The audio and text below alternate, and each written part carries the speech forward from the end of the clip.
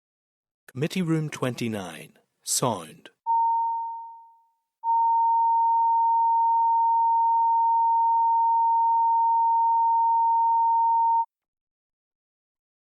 Committee Room 29, Sound.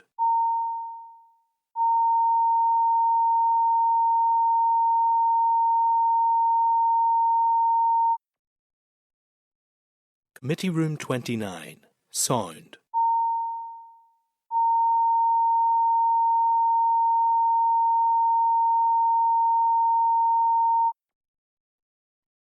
Committee Room 29, Sound.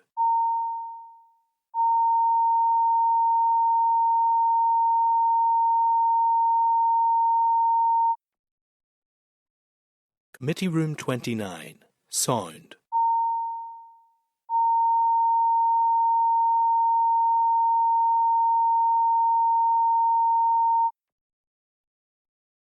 Committee Room 29, Sound.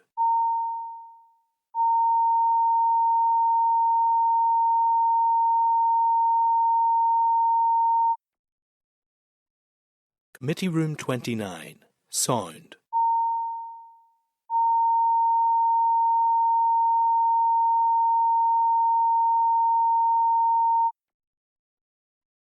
Committee Room 29, Sound.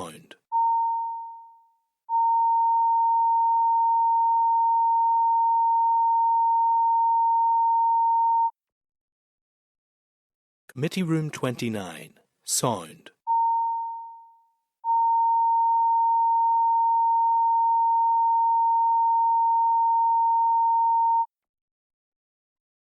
Committee Room 29, Sound.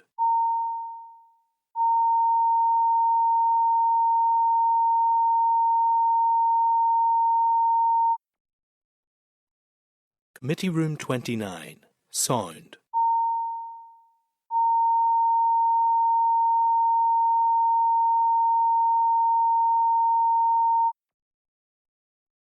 Committee Room 29, Sound.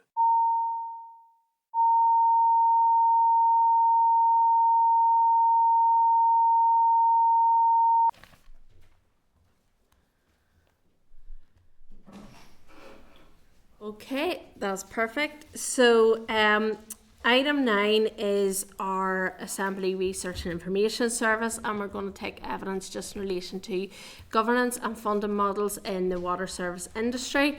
And we have Des McKibben up from the Assembly Research Office. Des, you're very, very welcome back to the committee today. Thank you, Chair. Des, I think you do have a PowerPoint presentation, do you? I have a PowerPoint presentation. I think it should be connected, is it? Yeah. Or we have it on our packs, so... Okay. Oh, there it is, coming There up. we go. Yeah, there we go. So just members, obviously the PowerPoint presentation is just in your table papers, and you'll see that at page 25 of the table paper. So Des, I'll let you take it away, and then just as normal, a couple of minutes, and then I'll come to members' questions. No problem. Thank you. Thanks. So thank you, Chair, thank you, Committee. So the paper is on governance and fund models in the water service industry. For the purpose of the paper, water service industry just covers water and wastewater businesses around Europe.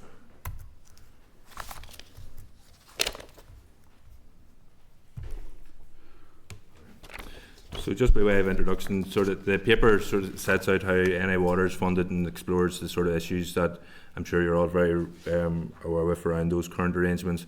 It discusses the current political position in regards water pricing and why charging may be necessary in the future. It explores how water companies and GB in the EU are funded. It discusses the role of governance in determining the funding model, and it establishes that Northern Ireland is unique in that domestic customers don't pay for water.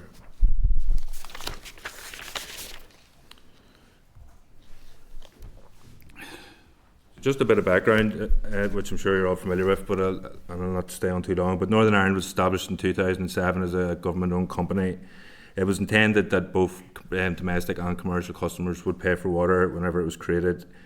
However, as we're aware, to date, the domestic charges haven't been introduced, and NI Water relies on a subsidy which accounts for about 76% of its revenue requirement through the PC21 period.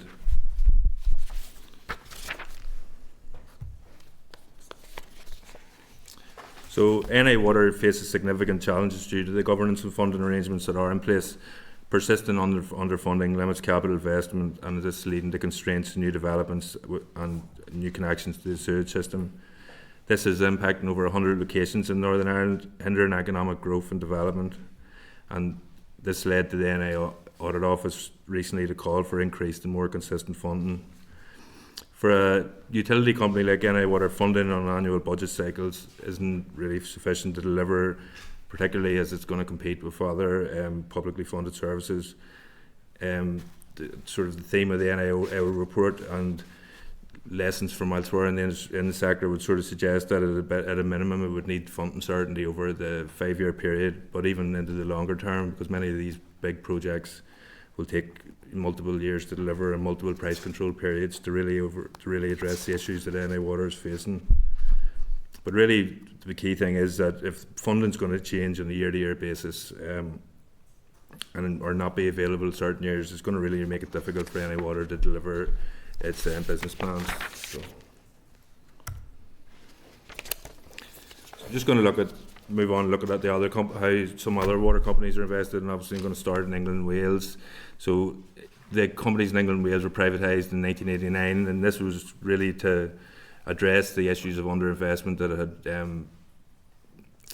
had been an issue for a number of years, recognising the need to get the standards of the water and sewage infrastructure up to a standard that comply with European Union directives at the time. Privatisation has its critics, but there have been advantages and disadvantages. Since privatisation, there has been 236 billion of capital investment delivered that arguably would not have been delivered if it hadn't been privatised. But water tariffs and pricing for domestic customers are a part of how they are funded, and the average bills are rising and continue to rise. As you see in the slide there, the average bill for 25, 26, £603. And the water regulator in England predicts this is going to go up by around about £31 a year over their current price control period, up to 2030. The way the water sector in England and Wales work is a bill now, pay later model. So the companies basically borrow the money they need to invest and spread their payments over as long a period of time as possible. So customers are really paying within their bills, are paying a reasonable contribution towards those costs, but as I said, spread over as long a period as possible to keep the bills low. The utility regulator in England has said, like, if they didn't fund it in this way, if they didn't borrow and pay back over long periods of time, then customers' bills would be significantly higher than they are today. So yeah, just a bit more about the investment model. So investment is funded through debt and equity. Debt obviously involves borrowing money from financial institutions, banks, commercial borrowing or bond markets, while equity financing is the issuing of shares. They also there is some public or some private finance initiatives where larger capital projects are tendered out to the private sector, and they're sort of designed, built, financed, operated by the private sector, and that's it's getting more common in the English water sector in particular.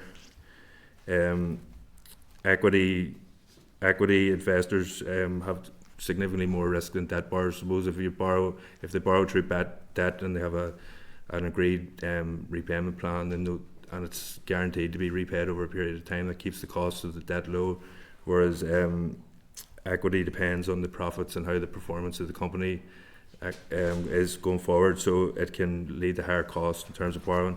I suppose, as I'm going to go on to now and talk about Welsh Water relies more on debt, whereas the English water companies rely on a mix of equity financing and debt financing.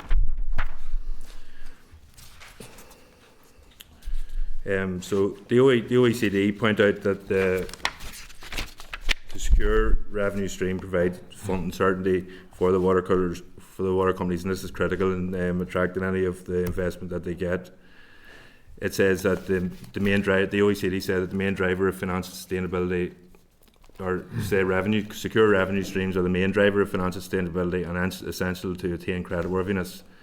From the investor's point of view, one main determinant is the creditworthiness of the borrower, which depends on the ability to recover costs and to service debt obligations. It's basically talking about how the English companies are so reliant on their tariffs and their charges to customers, and that's how they're able to borrow. Just going on to look at Welsh Water.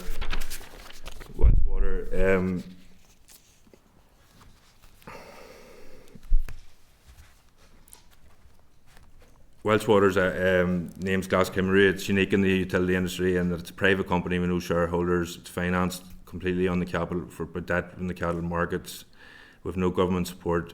It's not allowed to do anything else or move into England, or and all the financial surpluses are used for the benefit of the customers. Welsh Water has a lot of debt, carries a lot of debt, about £4.3 million, but it has secured a very low credit rating from international credit agencies based on its on its long-term revenue income, and it's the fact that it's a regulated monopoly and that there's not going to be any competition. So it's basically viewed as a very low risk investment for private investors.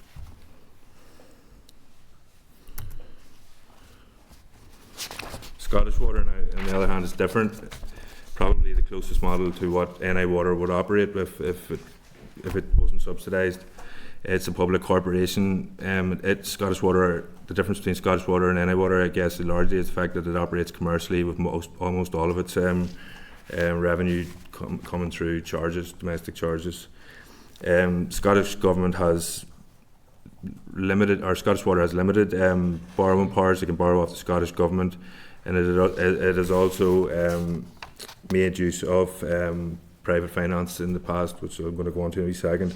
The average bill in Scotland at the minute is about £546 a month or a year, and that's the highest of any of the companies in England and Wales. So yeah, just going on to talk a wee bit briefly about private finance. Scottish Water does use the non-profit distributing model, which is basically a not-for-profit version of PFA. It has used that successfully to finance some wastewater treatment works and some drinking water schemes, and there are obviously costs associated with that PFA, but the NDP model is tries to minimise the extra, the excessive costs. The plan is now for Scottish government to move towards the mutual investment model, which was developed by the Welsh Government, and this basically was where the public sector build and maintain public assets, while the government pays them a fee to cover the construction and the maintenance and the finance. Moving on to Irish Water. Irish Water was established in 2014. It is a publicly owned, regulated commercial state body. Irish Water took over from the local authorities' control of water. It was set up to address the really fragmented infrastructure network and historic underinvestment. Still, Irish Water is, in terms of how it's financed, Irish Water is closest to Northern Ireland because it mostly comes through taxation, with households only paying for an excessive charge, which is set at a level that very few households would ever exceed. I think it's about 1.7 times the average household consumption. So, Irish Water does have limited powers to borrow from commercial banks, the European Investment Bank, and some state loan facilities. However, 71% of its revenue does come from government subsidy. It faces many of the same problems as NI Water, as with the lack or even the fact that investment has been slow. Its impact in development capacity with wastewater, a number of wastewater treatment works over capacity, and it's holding up house building targets that the government in Ireland have installed. It has for its current price control period, which runs from 25 to 29, it has a 16.9 billion revenue requirement. 10.3 billion of that there is to address is for a capital investment. So you can say that's about 7 billion of a subsidy that the Irish government is going to be providing over that time. So looking at governance fund in the EU, then the water service industry in the UK and the EU is largely publicly owned. There are a few different kinds of variations of that. As you can see in the slide, direct management is where the public sector, I suppose, or a government body or agency directly manage it. Then you've delegated public management, which is similar to how NI Water is governed. Delegated private management, where public authorities employ the private sector to run their water sector, and then there are examples of direct private management like they have in England and Wales.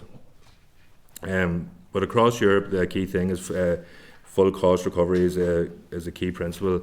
There are a number of subsidies that are used in many countries to support affordability, but by and large, full cost recovery for those who can afford it is the policy, and this is in line with the cost recovery principles within the Water Framework Development or the Water Framework Directive.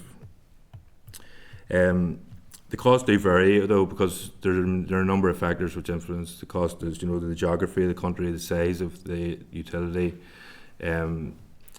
what condition the infrastructure was in to begin with. I think in the case of the Netherlands, which I looked at in the paper, they had maintained a steady level of investment in their infrastructure throughout, so that it meant whenever they're coming to comply with EU standards, they didn't have to invest as much as maybe some other countries who were actually playing catch up and had to invest larger sums.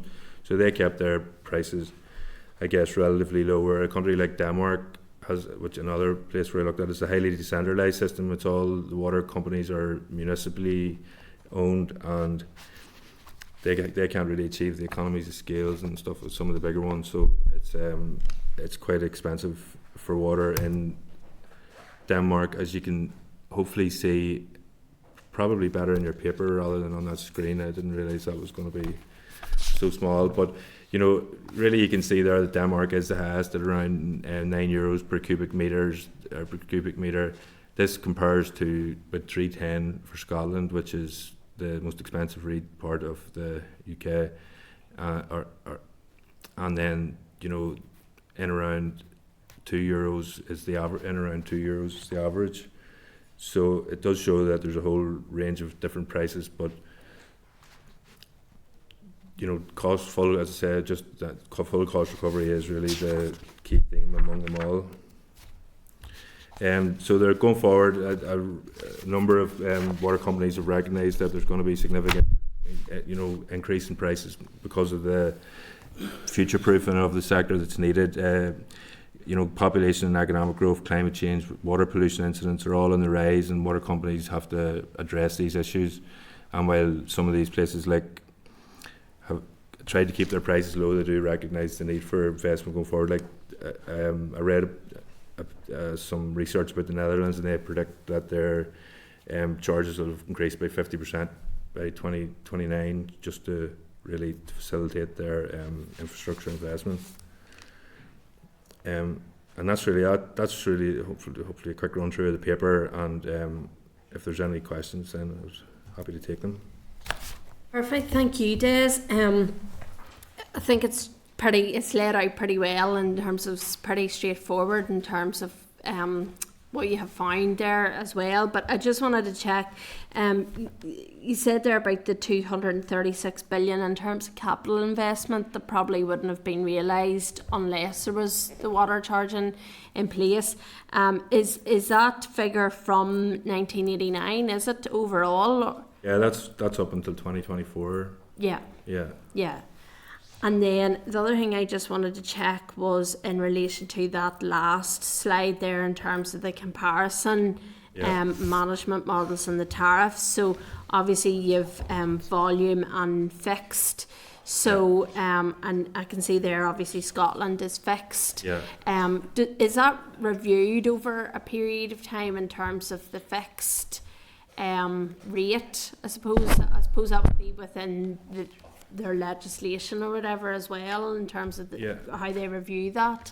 Well, so the Scottish system is this: water bills in Scotland are issued through the rate collection in the same way as the rate collection. So the amount people pay for their water is based on the rateable value of their house, and that is in that is banded. There's 9 bands. I think they might be in. I think they're in the paper, and so the average bill is basically that I've identified there as band D, but that's reviewed as part of the price control of their price control process, and then obviously they're allowed. There's the price control.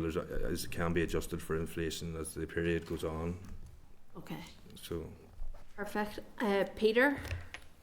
Thank you, Chair. Thank you, Des, for coming in. You were mentioning there about the different pricing options that are out there. Do you have any indication? I'm a bit of a nerd about this stuff. I remember studying it about a decade ago, and I think there was some work done that said that at the time, even though water charging isn't there, we do pay for water through taxation, obviously. Yeah. That's semantics. But it was about £160 roughly per household was going towards managing water. Any indication currently as to what roughly we're paying? Yeah, I haven't got. It's just over £400 now. It's over £400. Yeah, that's set in the price control period, and it can be adjusted for years. So that just went up. There was an adjustment last year in NI Water's revenue requirements. So basically, the notional charge, if you like, was adjusted, and that does stay under review, and on a yearly basis. It's the utility regulator's job to control that. But it would be, it would be in line with the the average bills across the UK, if the water companies across the UK. And then I've always tried to work this out in my head in terms of other types of utilities, and so on your paper you were talking about Northern Electricity, I think, how they're able to do things a little bit differently. I've tried to square concepts like mutualisation in comparison with how we have housing associations. Yeah. So housing associations are able to borrow against their assets. Do you think that's a fair comparison to make, or am I maybe getting it wrong? I'm not sure that they necessarily borrow against their asset. Well, in the terms of housing, I'm not 100% sure. But if you take the example of Welsh Water, which isn't strictly speaking a mutual, but it follows mutual principles, it doesn't borrow against its assets as such. It borrows against its revenue streams. So I think even a housing association would have that too. It would all, it would have rental income, but it also has the appreciation of the properties that it owns. So that's why I think it would be slightly different. I don't think that capital assets of a water company could be compared to a house, because they will depreciate over time if they aren't properly, maintained. Would you be looking at that 400 figure that we just talked about there? That's what you'd essentially be borrowing against. You'd be borrowing against the revenue. Yeah. Aye. Yeah. And then just you'd mentioned that there was a review taking place. Is that the annual kind of internal review that the department does, or has there been a change from the audit office recommendation? That was just the minister speaking in the House. I think about 2 or 3 weeks ago, basically saying that there was options, that there was an internal review that going on that maybe is a standard practice within the department. I'm not 100% sure what the details of that review are. There hasn't been anything published or anything like that. It was just a comment by the minister. No problem. And then just lastly, I think you've loosely alluded to it there. Like, no one else really does water management like us, so annual budgets and all that. Does anywhere else loosely do it like us? And would multi-annual budgets ever be able to achieve them? Would that greatly help things, in your opinion? Yeah, I mean, loosely speaking, the Republic of Ireland does follow the same kind of model in that mostly its water service is mostly funded through subsidy. It was only set up in 2014, so it's newer than NI Water. By and large, the Exchequer and the Irish government are been able to provide Irish Water with the level of funding that they've required. But there have been some. I mean, I don't want to get into like sort of press discussion, because that's what we're really basing it on. But I have reading in the press recently that there's some disagreement between Irish Water and the government about whether certain levels of funding have been met, and whether funding identified as being new funding and stuff. But Irish Water is the closest to it, but other than that, I think, you know, obviously every other company relies on customer revenue, you know, so then they obviously are able to budget much more clearly than if you're waiting, you know, if you're basing it on, you know. Why is the South able to go that bit further than us in terms of borrowing? I know that Northern Ireland Water can already borrow, and they're restricted by the RDEL and the CDEL. They can't go beyond those limits that are set by the financial model. Why is the South able to go that little bit further? I think that's in the whenever the Irish Water was set up, that those are the powers it was given, you know, and facilitated by the Irish Treasury. I do know that, you know, the Irish Water was set up with a view that it would be able to enter into the, you know, the bond markets and borrow the sort of capital it would require to deliver its investment programs, but it hasn't been able to do that, because to enter the bond markets and take advantage of low cost financing, you really need to have a good credit rating, and you can't have a good credit rating if you don't have a revenue stream. So NI Water, you know, is continuing to rely on the exchequer. It was supposed to become more sustainable itself, but, you know, it hasn't to date. You know, it's just remains completely reliant on the government subsidy. Thank you, All right, thank you, Andrew. Oh, thank you, Chair. Yeah, just a couple of quick questions on the different models. The Welsh Water, it's a private company, but it's a privatised company, but it's a not-for-profit. So that model exists then, that you can have a private does not necessarily equal profits being taken out, as in it all still. I mean, that's what the paper suggests. And how does that model work, sort of? A bit of a history, I suppose. It was Welsh Water was a private water company, and it was kind of failing, and it was bought over by an American company called Hyder, I think was at the time, and it would also own the electricity in Wales. So that company was interested in buying the electricity utility, so they sold off the water side to Glas Cymru, a company that was set up for single purpose, just to purchase Welsh Water. Bought them for like £1. I think it was a guy from Coleraine that actually, you know, brokered that whole deal. And time on the former committee, we went and we went and met with them and talked about it. But so that's its constitution. You know, it's set up as that single. It's set up as that single purpose, not for profit company, limited by guarantees. It's, you know, it's all written in its governance arrangements, and you know, I don't know if that is unique to Welsh Water, because it was a private company and it just became a not-for-profit company, or whether something could move from being, you know, a government-owned company to being a privately owned, you know, single-purpose, customer-orientated company.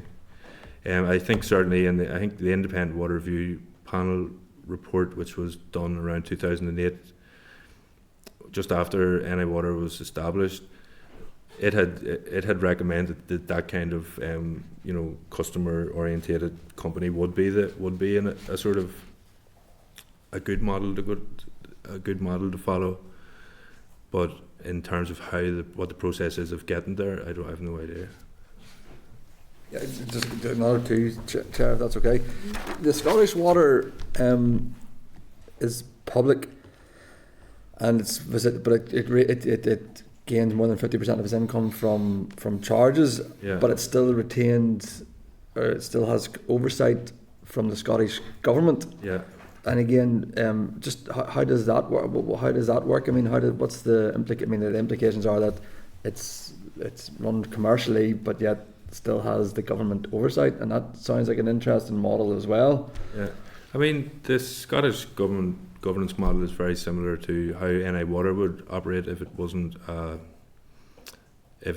have the dual status of the NDPB and the GoCo. So, you know, it's the Scottish government are responsible for policy,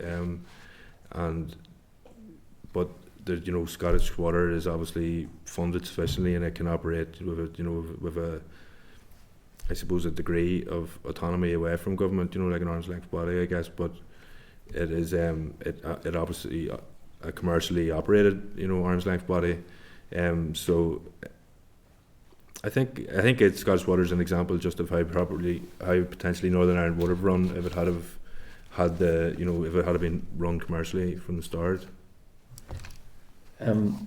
I had a third question, but Peter's already touched on it, so I'll leave it at that then. Chair. Thanks. Deputy Chair. Yeah, thanks, Chair. As always, very useful, very detailed. The one point I want to touch on, you talked about the opportunities of borrowing against income and where that happens elsewhere. The reality, as I see it, and as many other people see it, is that Northern Ireland people do pay for their water. They pay for it in their rates, and indirectly, or stealth tax, however you want to look at it, but it's there. If a line existed on the rate bill, calculated however we wished, that said specifically water charge, whether that be for fresh water and or wastewater, would that open up a line of borrowing above and beyond what exists now, and would that require legislative change to change the mechanism for how it's scrutinised? It would certainly require legislative change because, as a government-owned company, it wouldn't have the same borrowing powers as a commercial or as a privately operated company like in England and Wales. So borrowing is restricted. Scottish Water can't really borrow outside of its borrowings from the outside of what it borrows from the Scottish government. So I actually don't think that the debt facilities available to NI Water would change. Even with a line in there? Even with a line there. So that would open it up to potentially other options, not for proper mutualisation, things like that, potentially? I don't think the line there would change anything either, because obviously you say we do pay for water, obviously, but it comes out of the overall budget. There's no association between water and rates like there was pre NI Water decades ago. So really, it's a question of whether or not you think water should be covered by that expenditure, or whether people should actually have to pay for the water. Because really, if you just draw a line, then that's still £400 million down in your rates or your overall your overall budget. So the revenue required, you could argue, or it could be argued, or it's up for the Assembly and for yourselves to discuss, is whether or not just do you need to bring in extra revenue, or do you just need to, as you said, draw a line in identifying what goes to NI Water? I think certainly if you did draw a line and NI Water was guaranteed that £400-500 million every year, and they had their price control period, and that money was ring fenced, and it would certainly help them for their forward planning to make sure they were investing that money more efficiently, and could almost guarantee that over the next couple of price controls that the money will be there for available. But they don't know, I suppose, from year to year. Yeah. And I think they've spoken themselves at the committee and given evidence and said, how that isn't ideal for a utility company to deliver the level of investment that it has to deliver. Yeah. Okay. The final point is just in terms of England, Scotland and Wales. I know you talked about some of them being banded in terms of the cost. Do any of the areas charge based on water meters and the amount of consumption, or is it all based on the value of the property based on the rates? So in Scotland, some commercial customers have meters, and I think there's a move for a small number of households to have meters, but it's by and large the vast majority of people, and that their utility regulator has sets the rates, the volumetric rate there. I think the volumetric rate in Scotland set at something like 246 for a certain amount of litres that have an allowance, and then after that it goes down to about 90p.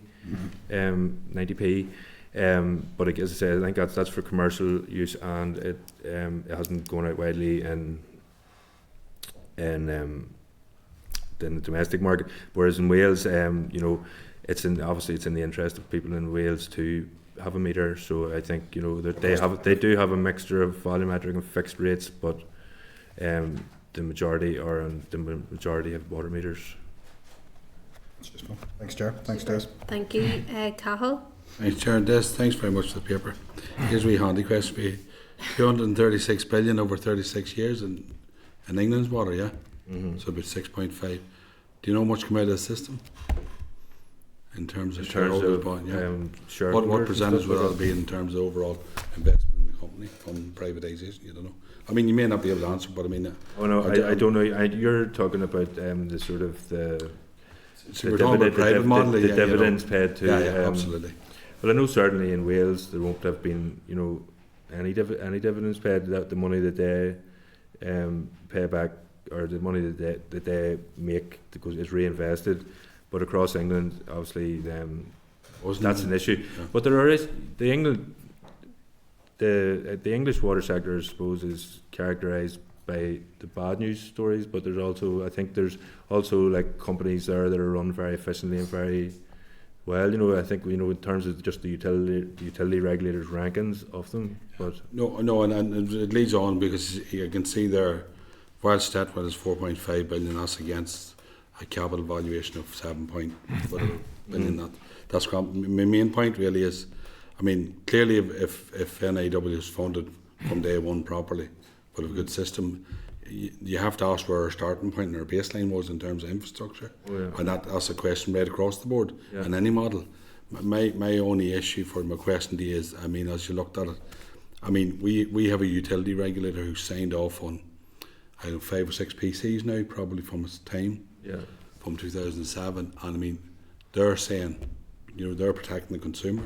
Besides how it's paid or not paid or anything else, you have to question why then it's 2.5 billion this term or whatever. You know, I mean, they have a responsibility to sign off on that. But we had the utility regulator. I mean, for a number of PCs that should have been seen. You understand me? You can argue. The argument now is it's been underfunded. But the argument was that in the protection of the consumer, that the utility regulator, each PC had signed that off. You know what I mean? And there has to be questions. There's certainly a question mark over that, which then leads to the whole model itself. You know what I mean? Yeah.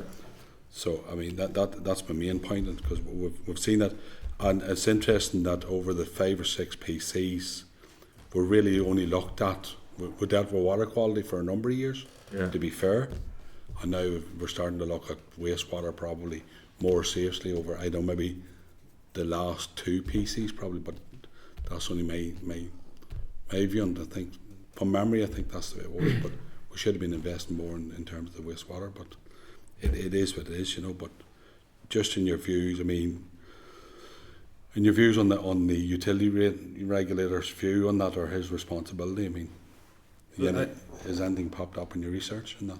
I think the utility regulator's determination in terms of what NI Water can invest over the period is influenced by what they predict that they're going to get off the executive. So I think maybe if they had a guarantee of more money whenever, you know, because obviously the first couple of price control periods were truncated. It only moved to there was only the last 2 price controls have been 5-year periods, and they've been greatly influenced by, I suppose, what they thought they were going to be able to get. So, you know, they may have been more ambitious there if they. It should have been the capital. It should have been their investment plan. That's the whole period. But I think they were realistic in their plan in terms of what the public expenditure was going to be, what funds were going to be available. I don't think they wanted to go too far beyond that.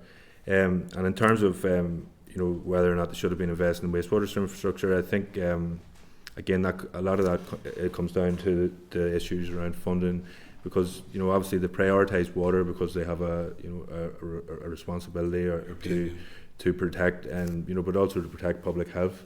So the water had to be of a certain standard, and I think, and this is just from what I'm reading, and I'm no expert in this, but I think it's easier to plan to maintain the water infrastructure at the required levels than it is to deliver the sort of the long term highly, you know, high cost wastewater schemes that are required, you know. And that it's just that it's the lack of funding certainty, or that, you know, they were talking about that efficient investment, and how they haven't been able really to do that because of the lack of long-term funding.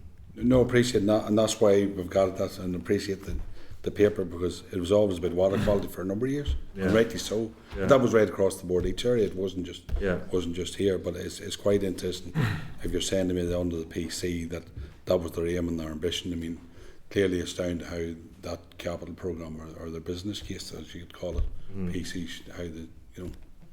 But it's interesting. But listen, thanks for the paper, Andy. But we'll not just follow the English model just yet, you know. Yes. Oh no.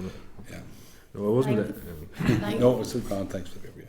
Thanks, Cal. I think I suppose just to follow up on your point around the PC, I think the problem is PC have been signed off, and the price controls have been signed off, but they're not getting the money that from the executive that is required in those PCs, which is partly the problem of the underfunding then, you know. It is, Chair, but the PC was initial, as like Des had said, on the premise of what they may achieve, what they might achieve in terms of public funding.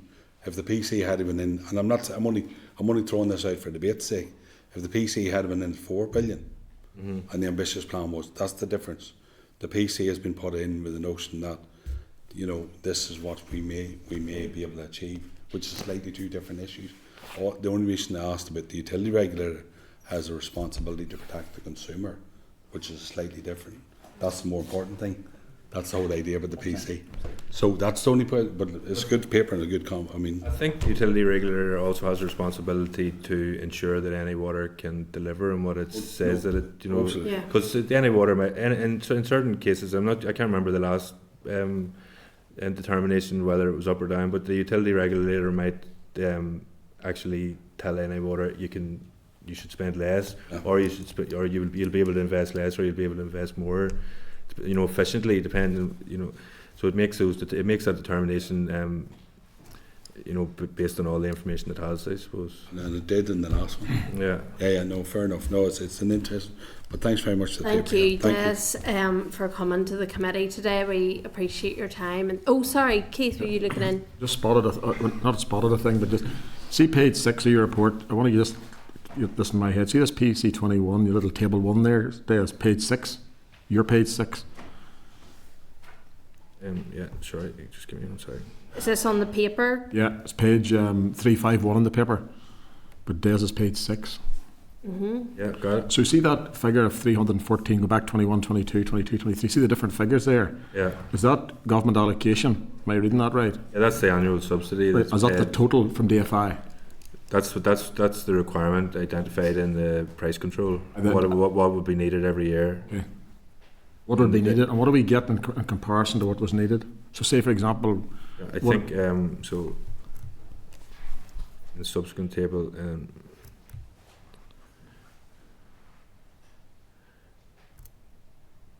so in the table 2, it's 2 pages down, it gives you a comparison of what was determined and what was actually allocated. So if you can see, in the first few years, there was actually, you know, over...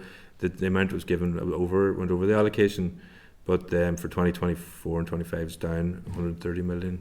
These were adjusted. I should say these were adjusted in the midterm review of PC of the price control period. Just on a quick calculation, if you based it on the average Scottish house, 546, right? There's 835,000 housing stock in Northern Ireland. But let's say you take a calculation of 700,000. Yeah. For whatever reason, that brings you 382 million quid. Yeah. If you charge tomorrow. All right. Okay. Yeah. But it's very rough. It's very, very rough. Yeah. It's very rough. He's doing his own research there. No, but I'm just basing it. If you've done a simple analysis of in 24-20, you get 348. But if you charge, and it's easy if you charge, you bring in money, obviously. Yeah. But it just shows you the kind of money you would bring in if you'd done it at an average of 546 pound over 700,000 houses. That's true. The subsidy is determined by the notional household cost. You know, it's designed on that basis. So I suppose, but then obviously, you know, if there was a charge or anything, there would obviously be social tariffs, and there'd be people who maybe are less able to pay for water. And like I think I said it, I don't know if I said it in the presentation, but over in the paper, you know, over half the customers in Scotland are, you know, receive social tariffs, and they do receive significant support with their, you know, water bills to sort of try and minimise water poverty as best as possible. But even on just finally picking up on your point, Cal, if you turned around and the utility regulator put it up, the PC sum up, you still need to find it. No, and not. You know, no, but I know what you mean. You're starting by that. It was a conversation. I mean, that's, you know, unfortunately, we got to a point where it's about the fund. I mean, it's been on a period of time, but. You know, I think, you know, there's talk about governance and different models, but ultimately the only real issue is funding. I mean, if you ask yourself the question, do you want NI Water to still have a level of government oversight and control, then you can't go down the road of having that sort of debt equity finance approach. You need to fund it through obviously public expenditure or in that, you know, the only other choice, public expenditure or bills, you know, customer pricing. So those are questions which I'm sure you'll all have to deal with in the future. Okay, thanks. Thank you, Des. I think that's all the questions I have now. So, thanks for your time and for producing another very informative and good paper for us in the Infrastructure Committee. We appreciate it. Thank you. Well, thank you, Chair. Thank you. Okay, members, was there anything else anybody wanted to raise coming out of that? No, all content. Okay, so we have a very rare week where we have no SRs. I was just looking at the bottom to see where we're a very rare week where we papers. don't have to do any of that. So we're now moving on to forward work programmes. So you'll see there at page 383. Sorry, just before we do, you will see there, obviously relating to that, we have officials up on the 11th of June on the forensic review, which will be interesting, and then on the 18th of June we have the Fiscal Council on their paper of the financial sustainability of water delivery service in Northern Ireland, which will be interesting just in the back of everything as well that we've been looking at. So just flagging that up. But just in terms of the draft forward work programme, just seeking agreement that we proceed with the evidence sessions as set out in the draft forward work programme, and obviously it will reflect any decisions taken today of which one was the closed session on the Reservoirs Act. So you content with that? Right, Chair. Yeah. Just to remind you, we do obviously have our forthcoming trip to the Belfast Harbour Commissioners, and that'll be, obviously, we're going to be taking evidence in relation to the outcome of the consultation on the review of trust ports during that as well. So the meeting will commence at 10 a.m. It's expected to conclude at 1:45. So we've taken quite a lot to get through on that session. Following that meeting, the Belfast Harbour Commissioners have extended the offer for an informal Freudian slip there, lunch, along with senior members of the team and a tour of the port by boat to provide an insight and perspective, obviously, into the port's operations and then the regeneration and future plans, which would be interesting. So, to facilitate the arrangements for that meeting, we need confirmation from each of yourselves as committee members whether you will attend the meeting only, attend the meeting and the informal lunch with the Belfast Harbour Commissioner senior team, or if you're going to attend all three, including the boat. So if you're going to be at the meeting, at the lunch and remain for the boat tour, obviously there's no option to skip the meeting. You have to be at the meeting. You can't just turn up for the lunch and the boat. So just putting that down there There's 2 out of 3 in bad. So just if you can come back to the clerks just in relation to that would be helpful, just to make sure that we We're have travelling up here and busting over, or we're parking over there? People down if need be. We'll have a discussion and then we'll Okay, get back to members Yeah. around that. Yeah. Is that all right? It'll be easier if we know how many are going. But if we're assuming everyone's going to the meeting, then we'll talk about transport options and costs, that kind of thing. Happy enough with that? Okay. So item 11 is any other business. Does anyone have any other items of business they want to raise? No. All content? Okay. So I'll see you then next week, all being well, on the 21st of May at 10 a.m. here in room 29 Parliament Buildings. I now adjourn the meeting. Thank you, everyone. Committee Room 29, Sound.